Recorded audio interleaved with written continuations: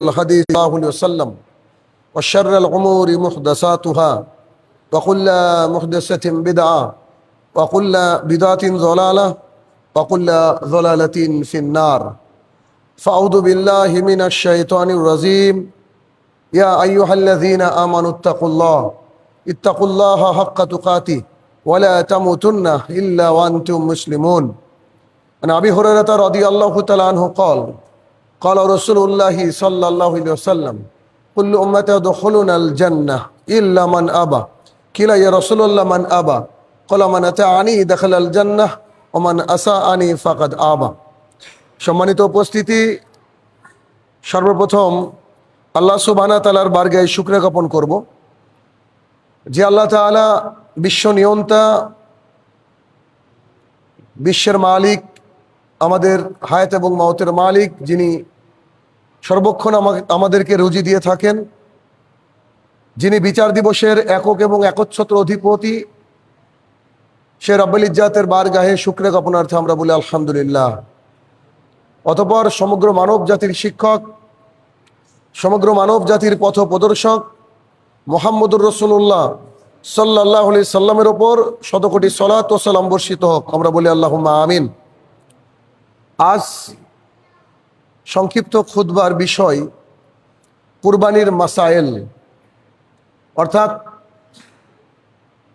মাত্র আর এক সপ্তাহ মতন বাকি। এরপরে আল্লাহ সুবহানাহু ওয়া তাআলার তৈরিকৃত যে দিন, যেই শ্রেষ্ঠ দিনের মধ্য দিয়ে আমরা যাচ্ছি, তার মধ্যে সর্বোত্তম দিন হচ্ছে কুরবানির দিন। সেই কুরবানির দিন এবং কুরবানি সংক্রান্ত বিভিন্ন মাসলা মাসাইল আমাদের জানা জরুরি। যেহেতু আগামী বৃহস্পতিবার ঈদুল আজহা অনুষ্ঠিত হবে ইনশাআল্লাহ, তার পরের দিন হয়তো আবার জুমা, অর্থাৎ আবার সময় পাওয়া যাবে না কুরবানির মাসলা মাসাইল বয়ান করার। যতটুকু সম্ভব সংক্ষিপ্ত পরিসরে যেগুলো খুব এসেনশিয়াল, যেগুলো জানা জরুরি আমাদের জন্য, সে বিষয়ে আলোকপাত করার চেষ্টা করব কোরআন এবং সুন্নাহ থেকে ইনশাআল্লাহ আজিজ।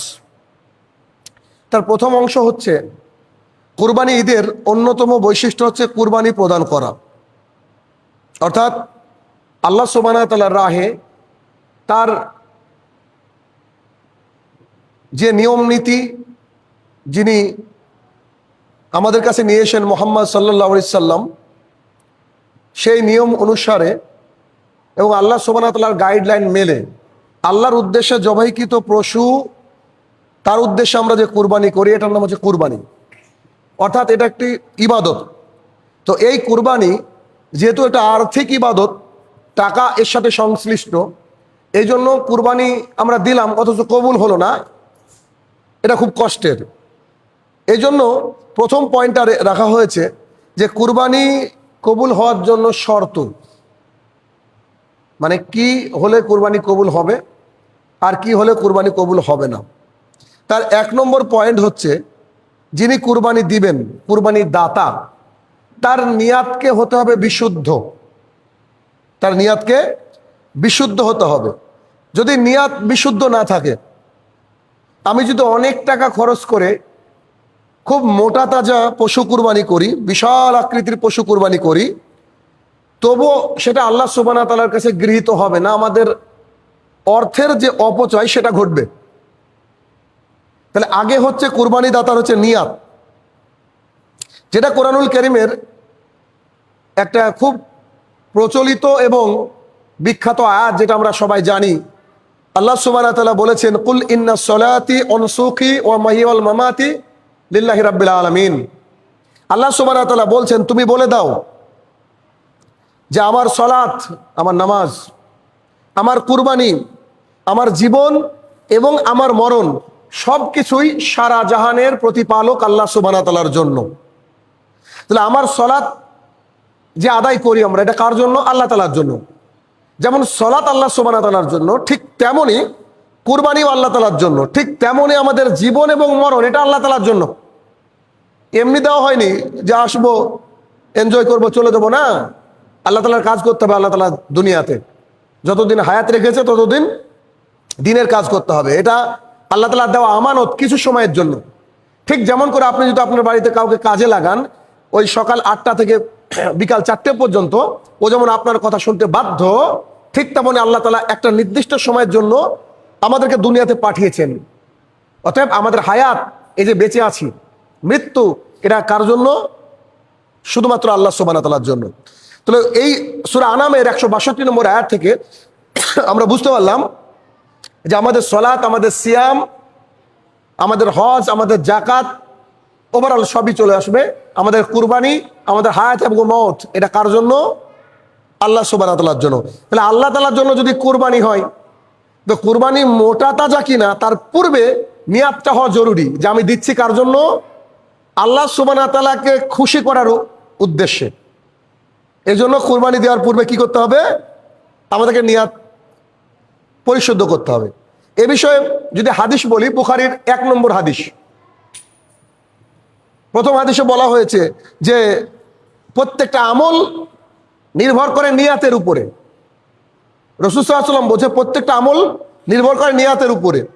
কেউ যদি হিজরত করে আল্লাহ এবং আল্লাহ রাসূল সাল্লাল্লাহু আলাইহি ওয়াসাল্লামের জন্য, তাহলে তারা তাকে পাবে। আর কেউ যদি এই নিয়াতে হিজরত করে যে সম্পদ, নারী ইত্যাদি, তাহলে সে তাকে পাবে। মানে হাদিসের একটু নির্যাস আপনারা আমার ভাষায় বলার চেষ্টা করলাম, হাদিস অনেক লম্বা। ওমর ইবনুল খাত্তাব রাদিয়াল্লাহু আনহু থেকে বর্ণিত হাদিস। তাহলে বোঝা গেল যে আমাদের কোনো ইবাদত করতে গেলে নিয়াতটা আগে জরুরি। আমার নিয়াত যদি লোক দেখানো থাকে, তাহলে রাজস্থান থেকে উট এনে দিলেও আমার কুরবানি কবুল হবে না, বরং গোনা হবে। অথচ আমার দারিদ্রতা রয়েছে, আমি গরিব মানুষ, একটা ছোট ছাগল আমি কিনেছি, কিন্তু আমার নিয়াত একেবারে স্ট্রং না, আমি আল্লাহ তাআলার জন্যই দিচ্ছি, আল্লাহ জানছে আমার আর্থিক পজিশন কি, ওই কুরবানিটা কবুল হবে, বরং রাজস্থান থেকে আনা উট কবুল হবে না। তো 1 নম্বর বিষয় হচ্ছে কি? কুরবানি কবুল হওয়ার শর্ত নিয়াত। শুধু কুরবানি নয়, এখান থেকে বুঝে নেন যাবতীয় ইবাদত কবুল হওয়ার জন্য শর্ত হচ্ছে নিয়াত। আজকে যেমন আসলাম, এটা লোক দেখানো নয়, না, আমার আল্লাহ সুবহানাহু ওয়া তাআলার মুয়াজ্জিন ডেকেছে, আমাকে আসতে হবে, ব্যাস আল্লাহ তাআলার রাস্তায় আমাকে সালাত আদায় করতে হবে, এতটুকু। পয়েন্ট নম্বর 2, যিনি কুরবানি দিবেন তথা কুরবানি দাতা, তিনি যেন রিয়া আর সুমআ এই দুটো থেকে মুক্ত হতে পারেন। তা কি? রিয়া হচ্ছে লোক দেখানো আমল, যে আমি সবচেয়ে বড় কুরবানি কিনেছি মানুষকে দেখানোর জন্য। যদিও দুটো সিমিলার ওয়ার্ড অনেকটাই। রিয়া আসলে এটা যে লোককে দেখিয়ে ইবাদত করা। এমনি তো সিয়াম থাকি না, কিন্তু মানুষে কি বলবে, বাড়ির লোক কি বলবে, তার জন্য সিয়াম। এমনি তো সালাত আদায় করি না, জুমার দিনে বসে থাকলে মানুষ কি বলবে, তো যাই সালাত আদায় করতে। এই হচ্ছে ধ্বংসাত্মক আমল। ঠিক তেমনি আমি কুরবানি দিব, আমার মেয়ের বিয়ে দিয়েছি, ছেলের বিয়ে দিয়েছি, তাদের বাড়িতে গোস্ত না গেলে কি হবে, আমার এতগুলো আত্মীয় স্বজন, তার বাড়িতে গোস্ত না দিলে কেমন হবে, এই যে উদ্দেশ্য, এই যে লোক দেখানো আমল, আল্লাহ তাআলার জন্য নয়, এর নাম হচ্ছে রিয়া। এ থেকে কি করতে হবে? আমাদেরকে বেঁচে থাকতে হবে, 1 নম্বর। আর সুমা এটা কি? এটা হচ্ছে প্রশংসা পাওয়া। আমি একটা বড় গরু কিনেছি, আমি বড় একটা ছাগল কিনেছি, বড় একটা উট এনেছি, আমার উদ্দেশ্য এইটা যে এলাকার মানুষ বলবে যে এবারের সবচেয়ে বড় ছাগলটা উনি দিচ্ছেন, বড় উটটা উনি দিচ্ছেন। এই যে প্রশংসা, সবচেয়ে বড় কুরবানি এবার আমার, এই চিন্তাধারা যদি কারোর মধ্যে আসে, সেটা হয়ে গেল সুমা, অর্থাৎ মানুষের কাছ থেকে প্রশংসা পাওয়া। এই দুটোই হচ্ছে আমাদের কুরবানি নামক ইবাদতকে ধ্বংস করে দিবে। কেন? রিয়া আমলকে ধ্বংস করে দেয়, আর সুমাও আমলকে ধ্বংস করে দেয়। এই দুটো থেকে কি করতে হবে? আমাদেরকে বেঁচে থাকতে হবে। আল্লাহ সুবহানাহু ওয়া তাআলা বলেন, হে মুমিনগণ, আল্লাহ তাআলা মুমিনদেরকে ডাক দিয়ে বলেন যে তোমরা খোটা মানে ওই যে আজে বাজে কথা বলা এবং কষ্ট দেওয়ার উদ্দেশ্যে তোমাদের সাদকা বাতিল হয়ে যায়। কাউকে দান করলেন, দান করার পর বলে আমি আপনাকে এরকম সাহায্য করলাম আর আপনি আমার সাথে এমন করলেন, না, বলা যাবে না, বাতিল হয়ে যায়। সেই ব্যক্তির মতো যে ব্যক্তি অনেক সম্পদকে মানে লোক দেখানোর উদ্দেশ্যে সম্পদকে ব্যয় করে, মানুষকে মানে শেষ দিবস অর্থাৎ কিয়ামতের মাঠের প্রতি তার বিশ্বাস থাকে না, এরকম। অতঃপর রাসূল সাল্লাল্লাহু আলাইহি ওয়াসাল্লাম একটা দারুণ অসাধারণ একটা উপমা দিলেন, যেটা মসৃণ পাথর, একেবারে ঝকঝক করছে এমন পাথর, তার উপরে কিছুটা মাটি জমা হলো, মাটি, মসৃণ পাথর, মাটি জমা হলো, এরপরে প্রবল ঝড় বৃষ্টি শুরু হলো। ঝড় বৃষ্টিতে এসে পাথরের উপরে পড়ে একেবারে পরিষ্কার করে পাথরকে ঝকঝকে করে দিল, যেমন আগের পজিশনে ছিল। ঠিক তেমনি কেউ যদি লোক দেখানো আমল করে, প্রশংসা পাওয়ার জন্য যদি কোনো কাজ করে, তাহলে তার ওই প্রশংসা পাওয়া লোক দেখানোর কারণে সে যে কুরবানি দিয়েছিল, সে যে হজ করেছিল, সে যে সালাত আদায় করেছিল, এগুলোকে ধুয়ে মুছে পরিষ্কার করে, যেমন পাথরে কিছু থাকে না, তেমন আপনাকে আমাকে আল্লাহ তাআলা কিয়ামতের মাঠে দাঁড় করাবেন। না কুরবানি থাকবে, না সালাত থাকবে, না আমাদের হজ থাকবে, যদি আমাদের এই রিয়া অন্তরে একবার গেঁথে যায়। অতএব এখান থেকে কি করতে হবে? সূরা বাকারার একটা অংশ আমি বললাম, এখান থেকে আমাদেরকে বেরিয়ে আসতে হবে যে আমার কুরবানি কেবলমাত্র শুধুমাত্র আমার আল্লাহ সুবহানাহু ওয়া তাআলার জন্য। আলহামদুলিল্লাহ যে তিনি আমাকে বলেন যে কুরবানি দিয়ে ওটা ছেড়ে দাও, ফেলে দাও বা পুঁতে দাও, আমি কবুল করে নিব। আল্লাহ তাআলা কুরবানির গোস্ত রক্ত তার কাছে পৌঁছায় না, তারপরে তিনি বলেছেন যাও তোমাদেরকে খাওয়ার অনুমতি দিলাম। সুবহানাল্লাহি বিহামদি। ভাবা যায়? এর আল্লাহর অনুগ্রহ বিশেষ। আচ্ছা, এরপরে 3 নম্বর পয়েন্ট হচ্ছে, যিনি কুরবানি দিবেন তার অন্তরে তাকওয়া থাকা জরুরি, আল্লাহ ভীতি থাকা জরুরি। কেন? ওই যে ওই একই আয়াত সূরা হজের মধ্যে আল্লাহ সুবহানাহু ওয়া তাআলা বলেছেন, আর শুনে রাখো তোমাদের কুরবানির কোনো রক্ত কোনো গোস্ত আমার কাছে পৌঁছায় না, যা পৌঁছায় তা হচ্ছে তোমাদের অন্তরের তাকওয়া। যা পৌঁছায় তা হচ্ছে কি? অন্তরের তাকওয়া। আর তাকওয়াটাই হচ্ছে মূল উদ্দেশ্য। ঠিক যেমন করে ইব্রাহিম আলাইহিস সালাম তার সন্তানকে তিনি কুরবানি দিতে উদ্যত হয়েছিলেন, এরা তার অন্তরের ভীতি ছিল, অন্তরের ভয় ছিল যে আল্লাহ সুবহানাহু ওয়া তাআলার বিধানকে মানতে হবে, বিধায় আমাকে কুরবানি দিতে হবে। তাহলে কি? এটা হচ্ছে 3 নম্বর পয়েন্ট। 4 নম্বর পয়েন্ট হচ্ছে, যিনি কুরবানি দিবেন, কুরবানি দাতা যিনি পশুটা খরিদ করবেন, সেই কুরবানির টাকা যেটা তিনি ব্যয় করবেন কুরবানি কেনার খাতে, সেটা যেন হালাল হয়, সেটা যেন হালাল হয়। কেন? রাসূল সাল্লাল্লাহু আলাইহি ওয়াসাল্লাম বলেছেন, ইন্নাল্লাহা তাইয়্যিবুন লা ইয়াকবালু ইল্লা তাইয়্যিবা, নিশ্চয়ই আল্লাহ পবিত্র, আর পবিত্র জিনিস আল্লাহ সুবহানাহু ওয়া তাআলা গ্রহণ করেন না। আল্লাহ সুবহানাহু ওয়া তাআলা কোরআনুল কারীমের মধ্যে বলেছেন, ইয়া আইয়ুহার রাসূল, ও আমার নবী, নবীগণ তোমরা শোনো, কুলু মিনাত তাইয়্যিবা, তোমরা যে খাবার খাবা সেটা যেন পবিত্র এবং হালাল হয়। এরপরে আমালান সালেহ, আমিলা সালেহা, এরপরে তোমরা সঠিক মানে ভালো আমল করো, গুরুত্বপূর্ণ আমল করো, সুন্দর আমল করো। তার মানে আগে হালাল খেতে হবে, এরপরে গুরুত্বপূর্ণ আমল। তার মানে হালাল না খেলে আল্লাহ সুবহানাহু ওয়া তাআলার দরবারে কুরবানি কবুল হওয়ার চান্স নাই। আপনি হারাম টাকায় ব্যবসা করেন, হারাম টাকা দিয়ে কুরবানি কিনলেন, কুরবানি কিনে ভাবছেন যে না আমি বেঁচে গেলাম, আমি আল্লাহকে দেখালাম, না না এটা ভুল হয়ে গেল। আপনার আমার কুরবানি যেটা হবে সেটা অবশ্যই কি হবে? হালাল টাকায় হতে হবে। আচ্ছা, এরপরে 5 নম্বর পয়েন্ট, যেটা খুবই কঠিন একটা পয়েন্ট, যদি আমাদের সমাজে এটাকে মান্যতা দেওয়া হয় না, সেটা কি? সেটা হচ্ছে কুরবানি দাতা যিনি কুরবানি দিবেন তিনাকে 5 ওয়াক্তের মুসল্লি হতে হবে। কারণ পাসপোর্ট করবেন, শখ করেছেন সৌদি আরব যাবেন, ভালো কথা, কিন্তু আধার কার্ড এখনো হয়নি। পাসপোর্ট অফিসে যাওয়ার চেয়ে আগে আধার কার্ড করতে হবে। কেন? ওখানে গিয়ে অ্যাকসেপ্ট হবে না, এটা পাড়ার লোকই বলে। যে কেউ মূর্খ মানুষকে বললে ও বলতে পারবে। তার মানে বোঝা গেল যে আপনি সৌদি আরবে যাওয়ার শখ, তার আগে পাসপোর্ট লাগবে, আর পাসপোর্ট করতে গেলে তার আগে লাগবে আধার কার্ড। ঠিক তেমনি কোন আমলকে কবুল করাতে গেলে আগে মুসলমান হতে হবে। আর মুসলমানের 1 নম্বর অন্যতম বৈশিষ্ট্য হচ্ছে সেই ব্যক্তি 5 ওয়াক্ত সালাত আদায় করতে হবে। যার সালাত নাই সে মুসল্লি নাই। আপনি চাইলে আমি 20, 30, 40টা হাদিস পেশ করতে পারবো, আল্লাহ তাআলা চাইলে, ইনশাআল্লাহ। এত হাদিস রয়েছে এই বিষয়ে। সমস্ত উলেমায়ে দ্বীন একমত, যে ব্যক্তির সালাত নাই সে ব্যক্তি মুসলমানই নাই। বেশিরভাগ উলেমায়ে দ্বীনের মত এইটা। তাহলে যিনি মুসলমান না তার কুরবানি আল্লাহ কি করে কবুল করবে? সোজা কথা। তাহলে কি? যিনি কুরবানি দাতা হবেন তিনাকে অবশ্যই 5 ওয়াক্তের মুসল্লি হতে হবে। অথচ আমাদের সমাজে দেখা যায় বেশিরভাগই বেনামাজিরাই কুরবানি দেয়।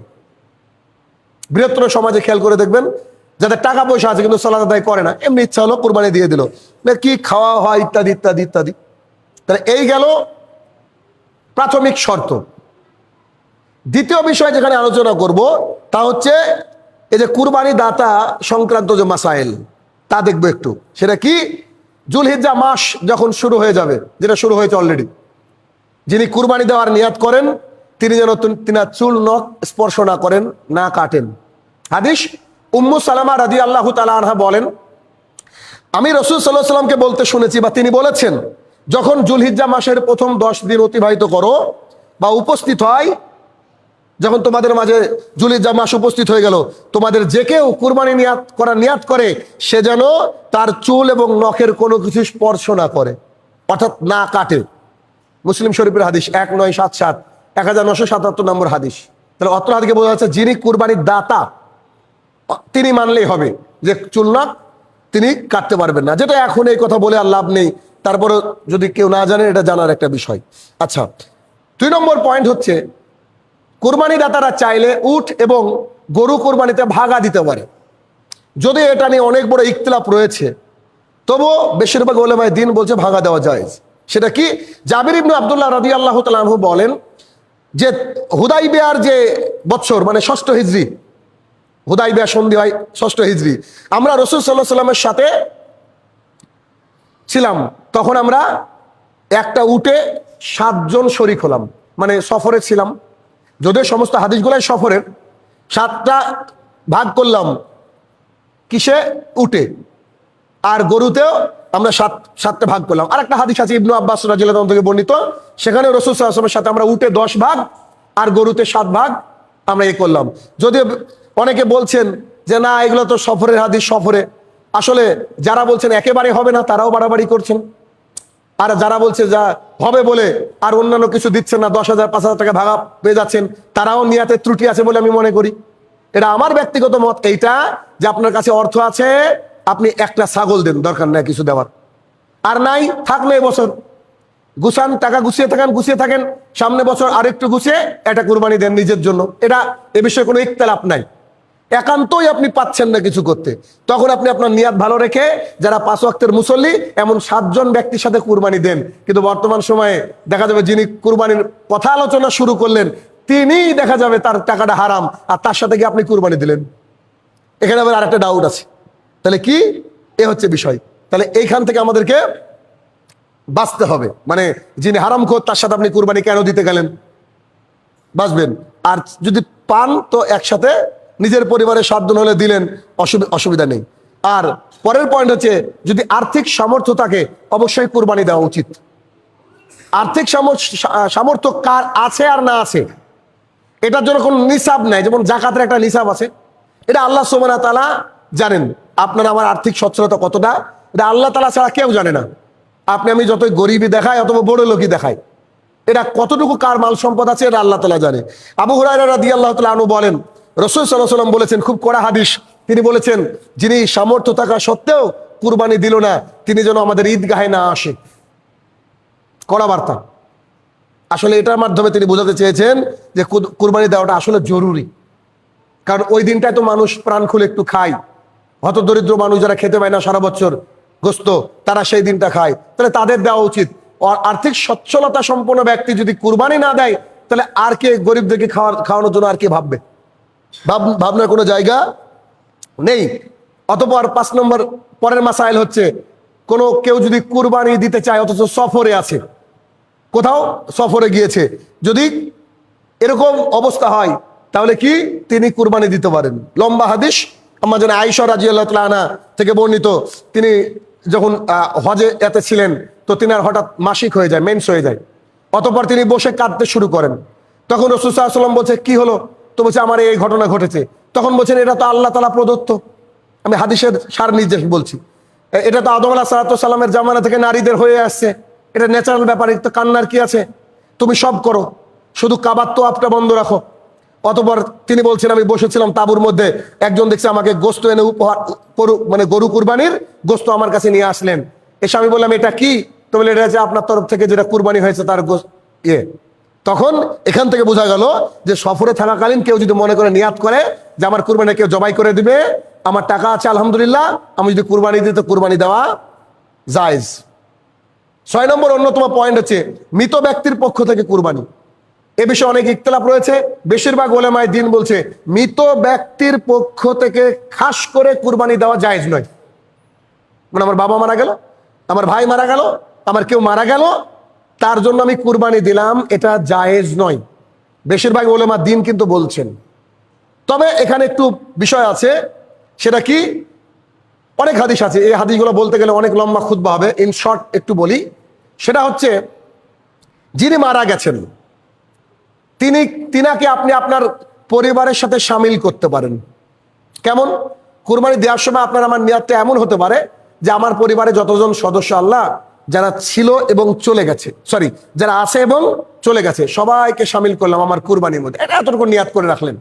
তাহলে আল্লাহ তাআলা চাইলে ওই ব্যক্তির কাছে সব পৌঁছে দিতে পারে। এর দলিল কি নিব আমরা? এর দলিল হচ্ছে রাসূল সাল্লাল্লাহু আলাইহি ওয়াসাল্লামের কাছ থেকে চলে গেলেন তিনার সবচেয়ে প্রিয়তমা স্ত্রী খাদিজা রাদিয়াল্লাহু তাআলা আনহা, যাকে তিনি ভুলতে পারেননি জীবনের শেষ পর্যায় পর্যন্ত। একে একে চলে যেতে লাগলেন প্রিয় মানুষ। তারপরে চাচা চলে গেলেন উহুদের ময়দানে, শাহিদুস সোহাদা, শহীদদের সর্দার আমির হামজা রাদিয়াল্লাহু তাআলা আনহু। তারপরে তিনি যখন কুরবানি প্রদান করলেন, তখন তিনি বলেছিলেন, এই কুরবানি আমার পক্ষ থেকে, এই কুরবানি আমার আত্মীয় স্বজনের পক্ষ থেকে, এই কুরবানি আমার তাদের পক্ষ থেকে যারা দুনিয়াতে আছে এবং চলে গেছে সমস্ত মুসলমানদের পক্ষ থেকে। মানে গোটা পৃথিবীর মানুষের তরফ থেকে তিনি দোয়া করেছিলেন। এখান থেকে বোঝা যায়, উলামায়ে দ্বীন বের করে বলছেন, হ্যাঁ তাহলে কুরবানি এটা হচ্ছে মৃত ব্যক্তিকে শামিল করা যেতে পারে। এখানে আরেকটা মাসলা জেনে রাখতে হবে, কোন ব্যক্তি মারা যাওয়ার আগে বলছে বিছনাগত, বলছে বাবা শোনো, আমি যদি মারা যাই অবশ্যই আমার কুরবানিটা দিও, এই ব্যক্তির কুরবানি দেওয়া ওয়াজিব, জরুরি। এই ব্যক্তির কুরবানি দেওয়া জরুরি। মানে যদি নসিহত করে যায় যে আমি বোধহয় বাঁচবো না, পরিস্থিতি খুব খারাপ, তো তুমি এক কাজ করো, অবশ্যই আমার কুরবানিটা দিও, তাহলে কিন্তু কুরবানি দেওয়া কি জরুরি, তাহলে কুরবানি দিতে হবে। তাহলে এখান থেকে বোঝা গেল যে কুরবানি যারা চলে গেছে ছেড়ে দেন, অথবা নিয়াতের সাথে রাখেন। আর খাস মারা গেছে এই ব্যক্তির জন্য কুরবানি দেওয়ার বৈধতা নেই। আর যদি মনে করেন যে কেউ আপনাকে বলে গেল, আপনার পরিবারের কেউ, যে আমি মারা যাওয়ার পর কুরবানিটা দিও এই সামনে বছর, যদি না বেঁচে থাকি, তাহলে তার জন্য কুরবানি দেওয়াটা জায়েজ। আল্লাহ সুবহানাহু ওয়া তাআলা আমাদেরকে এই সমস্ত মাসলা মাসাইল জেনে কোরআন এবং সুন্নাহ মোতাবেক যেন আমরা আমল করতে পারি, আল্লাহ তাআলা যেন সেই তৌফিক আদা করে। আল্লাহুম্মা আমিন।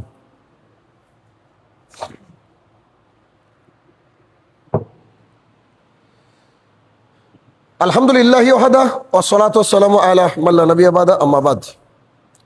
এরপরে আমরা কুরবানির পশু সংক্রান্ত কয়েকটা বিষয় জানার চেষ্টা করব।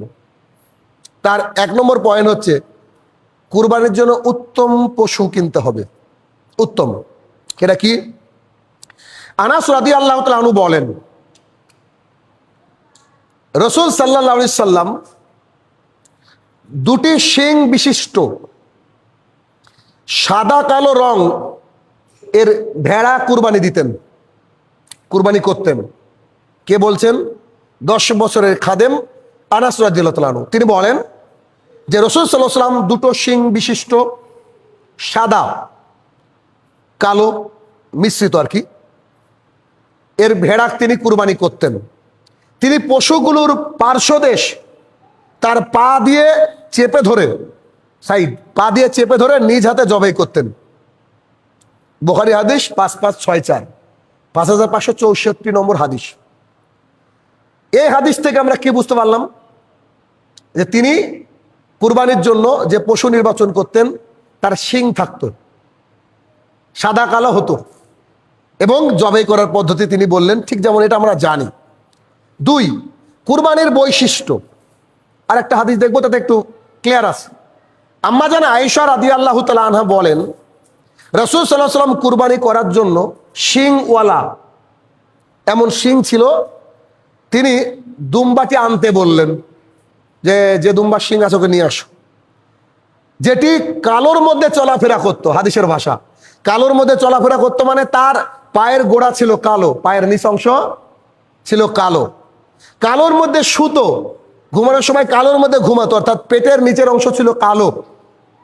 এরপরে তিনি বলছেন কালোর মধ্যে দিয়ে দেখতো, অর্থাৎ চোখের নিচে চারিদিকটা বা চোখের চারিদিকটা ছিল কালো, সেটি আনা হলো। তিনি আয়েশা রাদিয়াল্লাহু তাআলা আনহা বললেন যে ছোরাটি নিয়ে এসো। আয়েশা রাদিয়াল্লাহু তাআলাকে বললেন ছোরাটি নিয়ে এসো, অতঃপর ওটাকে পাথরে ধার দাও। কে ধার দিবে? আম্মা জান আয়েশা রাদিয়াল্লাহু তাআলাকে বলছেন ওটা পাথরে ধার দাও। তিনি তাতে ধার দিলেন, অতঃপর তিনি সেটিকে নিলেন এবং দুম্বাকে ধরে শোয়ালেন। শোয়ানোর পর সেটিকে তিনি জবাই করলেন।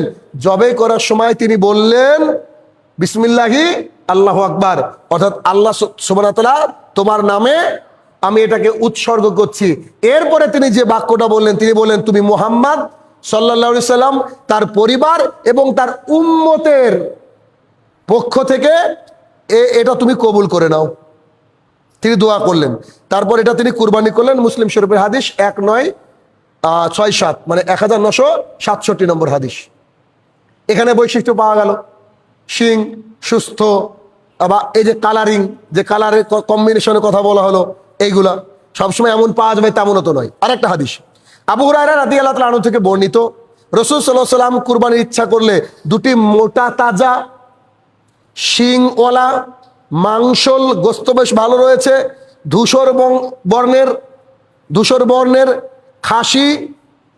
খাসি করা, মানে যেটাকে খাসি করা বলে আমরা, মেষ ক্রয় করতেন। অতঃপর এর একটি উম্মাতের জন্য আর একটি নিজের জন্য, মানে তার নবুয়তের পক্ষ থেকে তিনি কি করতেন? কুরবানি দিতেন।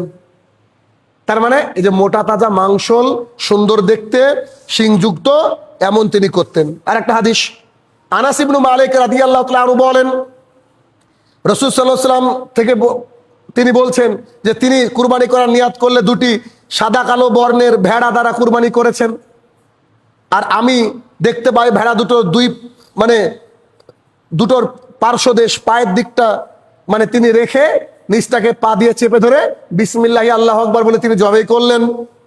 আরো হাদিস রয়েছে প্রচুর, তো এই হাদিসটা বলতে হবে। জাবের রাদিয়াল্লাহু তাআলা আনহু বলেন, রাসূল সাল্লাল্লাহু আলাইহি ওয়াসাল্লাম বলেছেন যে তোমরা মুসিন্না, অর্থাৎ দাঁতওয়ালা, এই যে দাঁত, যেটাকে আমরা দাঁতওয়ালা বলি, দুধের দাঁত পড়ে গেছে, এমন ভেঙে গেছে, দাঁতওয়ালা ছাড়া কুরবানি করবে না, এই যে শর্ত। তবে এটা যেন তোমাদের জন্য কষ্টকর হয়, যদি কষ্টকর হয় তাহলে তোমরা সেটাকে ওই একটা নির্দিষ্ট বয়স বলেছে, এই বয়সে তোমরা কুরবানি করতে পারো। তাহলে এখান থেকে আমরা বুঝতে পারলাম যে কুরবানির পশু কেমন হবে। টোটাল যদি আমি বলতে চাই তাহলে কুরবানির পশু উত্তম কেমন? এক, কুরবানির পশুর রং কালোর চেয়ে সাদা হওয়া উত্তম। দুই, দুটো শিং থাকা ভালো, যার জন্ম থেকে শিং নাই অসুবিধা নেই, কিন্তু শিং যেন না ভাঙা থাকে। তিন, এর এক পা কালো হওয়া ভালো। চার, এর পেট কালো হওয়া ভালো। পাঁচ, চোখের কোনা বা সাইড কালো হওয়া ভালো। ছয়, এটা মোটা তাজা হওয়া ভালো। সাত, এটা মূল্যবান হওয়া ভালো, মানে এটা মূল্য হবে। আট, এই দুধের দাঁত যেটা পড়ে গেছে অর্থাৎ মুসিন্না, এটা হওয়া ভালো। আর গরু, ভেড়া, খাসি এগুলো হচ্ছে দোষণীয় নয়। এগুলো যদি কুরবানি করা হয় তাহলে কুরবানি কি হয়ে যাবে? শুদ্ধ হবে। এখন কারুর বাড়ির ছাগল কনফার্ম 1 বছর পার হয়েছে কিন্তু দাঁত ভাঙেনি, ওলামায়ে দ্বীন বলছে জায়েজ। গরু কনফার্ম 2 বছর পার হয়েছে কিন্তু দাঁত এখনো ভাঙেনি, তবুও সেটা জায়েজ। কিন্তু আপনি অন্যজনের বাড়িতে কিনছেন, না সে আপনাকে বলছে না অসুবিধা না, এটা নিয়ে যান, এরকম করে নেওয়া যাবে না। কেন? এতে অসুবিধা আছে। তাহলে কি এই বিষয় খেয়াল রাখতে হবে। আচ্ছা, এবার আমরা জানবো কুরবানির কোন কোন ত্রুটির কথা রাসূল সাল্লাল্লাহু আলাইহি ওয়াসাল্লাম উল্লেখ করেছেন, যে এই ত্রুটি থাকলে তোমরা কুরবানি দিও না, এটা দেখে নিতে হবে। রাসূল সাল্লাল্লাহু আলাইহি ওয়াসাল্লাম তার হাতের ইশারা দিয়ে বললেন যে তোমরা এই 4 প্রকারের কুরবানি করলে তা যথেষ্ট হবে না। তিনি 4 এরকম করে দেখিয়ে বললেন 4 প্রকারের কুরবানি করলে তোমাদের জন্য যথেষ্ট হবে না। এক, অন্ধ, একেবারে সুস্পষ্ট কানা, অন্ধ, দেখতে পায় না, যার 2 চোখের কোনো আলো নেই, এমন পশু কুরবানি করতে নিষেধ করেছেন মুহাম্মদ সাল্লাল্লাহু আলাইহি সাল্লাম।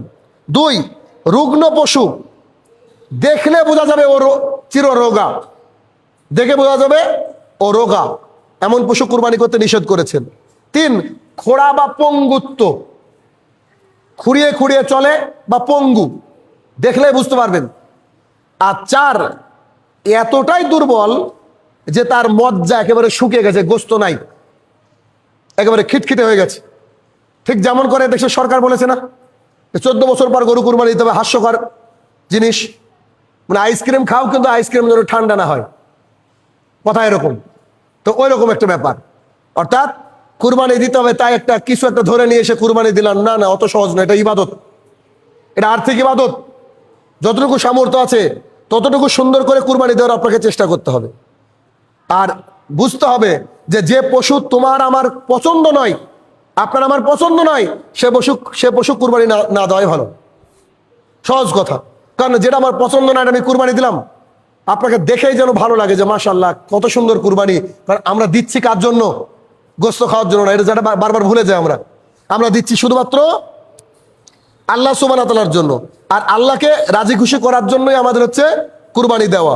অতএব এই উপরোক্ত হাদিস থেকে বোঝা গেল স্পষ্ট কানা কুরবানি হবে না, স্পষ্ট রোগা কুরবানি হবে না, স্পষ্ট খোড়া ল্যাংড়া কুরবানি হবে না, আর স্পষ্ট দুর্বল কুরবানি হবে না।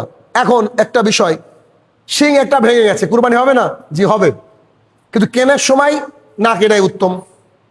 এটা শিং ভেঙে গেছে, বা কানে এখন বোতাম টোতাম লাগাচ্ছে, কদিন পর তো আধার কার্ডও হবে বোতাম মনে হচ্ছে গরুর বা ছাগলেরও কদিন পর হতে পারে, এরকম বোতাম লাগানো থাকলে জায়েজ, তবে স্পষ্টত না কেনাই উচিত। আর এমন পশু যার আদেশ শিং নেই, শিংই নাই, তার জন্মে থেকে শিং নাই, এমন পশু কুরবানি জায়েজ। শরীরে কোথাও ছোটখাটো একটু দাগ, অতটা বোঝা যায় না বা ক্ষতিকারক কিছু নাই, তবে সেটাও জায়েজ। কোনো পশু টেরা, মানে চোখটা এদিকে তাকায় এদিকে এ মনে হয়, এটাও কুরবানি দেওয়া জায়েজ। আর দাঁত ভেঙে গেছে, দাঁত গজায়নি কিন্তু টাইম পার হয়ে গেছে, সেই পশু কুরবানি দেওয়া জায়েজ। সর্বশেষ মাসালা, যে আমরা কি মহিষ কুরবানি দিতে পারবো? শেখ সালেহ আল উসাইমিন তিনি বলেছেন যে রহিমাহুল্লাহ তিনি বলেছেন যে মহিষ হচ্ছে গরুর প্রজাতি। যদি তোমরা চাও তাহলে তোমরা মহিষ কুরবানি দিতে পারো। মহিষ গরুর প্রজাতি, সেম সেম। আল্লাহ রাসূল 4 ক্যাটাগরির কুরবানির কথা বলেছেন, মহিষ আর গরু সেম এটা বলেছেন। তাহলে কি এটা কুরবানি দেওয়া জায়েজ। এ হচ্ছে কুরবানির মাসালা। আর যেগুলা প্রত্যেকবারই বলা হয় সেগুলো আমি আর উল্লেখ করলাম না, যে কুরবানির নেকির উদ্দেশ্য, কুরবানির গলায় যে কোনো কিছুটা বেঁধে রাখলেন, এটাকে রক্তে ভিজিয়ে বাড়িতে রেখে দেওয়া, কুরবানির কোনো একটা অংশ ঝুলিয়ে রাখা বাড়িতে, বা তার রক্ত নিয়ে হোলি খেলা বা এরকম কিছু, এই ধরনের জিনিস, বা যিনি কাজ করলো তাকে গোস্ত বেশি দেওয়া, এইরকম কিছু থেকে আমাদেরকে দূরে থাকতে হবে। খাস করে আল্লাহ তাআলার জন্য কুরবানি দিচ্ছি, এটা মাথায় রেখে যদি আমরা কুরবানি দিই, ইনশাআল্লাহ আমাদের কুরবানি কবুল হবে। হে আমার প্রতিপালক, আমাদের কুরবানি যেন উত্তম কুরবানি হয়, আমাদের কুরবানির জন্য হাবিলের কুরবানির মতো কুরবানি হয়, আমাদের কুরবানির জন্য ইব্রাহিম আলাইহিস সালামের মতো কুরবানি হয়। আল্লাহ তুমি সেই তৌফিক আদা করো, আল্লাহুম্মা আমিন। আমরা যেন পুরো পশ্চিমবঙ্গ তথা ভারতবর্ষের মানুষ সহি সালামতে সুন্দরভাবে সুন্নাহ মোতাবেক যেন কুরবানি করতে পারি, আল্লাহ তুমি সেই তৌফিক আদা করো, আল্লাহুম্মা আমিন। হে আমার প্রতিপালক, যারা কবরের তলে শায়িত জানি না কি হালে রয়েছে, তারা যদি ক্ষমার যোগ্য হয়, আল্লাহ তুমি তাদেরকে ক্ষমা দান করো, আল্লাহুম্মা আমিন। হে আমার প্রতিপালক, মুসলমানদের উপরে চারিদিকে যে অত্যাচার অবিচার চলছে, মাবুদ তুমি বিশ্ব নিয়ন্তা, তোমার ক্ষমতা সবার উপরে, আল্লাহ সেই অত্যাচারকে তুমি যত সম্ভব তাড়াতাড়ি সম্ভব সেই অত্যাচারকে বন্ধ করে এখানে আমন এবং শান্তি প্রতিষ্ঠা করো, আল্লাহুম্মা আমিন। আমরা যেন ভারতবর্ষে থেকে কোরআন এবং সুন্নাহ মোতাবেক আমাদের জীবন পরিচালনা করতে পারি, আল্লাহ তুমি সেই তৌফিক আদা করো, আল্লাহুম্মা আমিন। হে আমার প্রতিপালক, আমরা যেন হারাম থেকে ফিরে হালালের পথে আসতে পারি, আল্লাহ তুমি সেই তৌফিক আদা করো, আল্লাহুম্মা আমিন।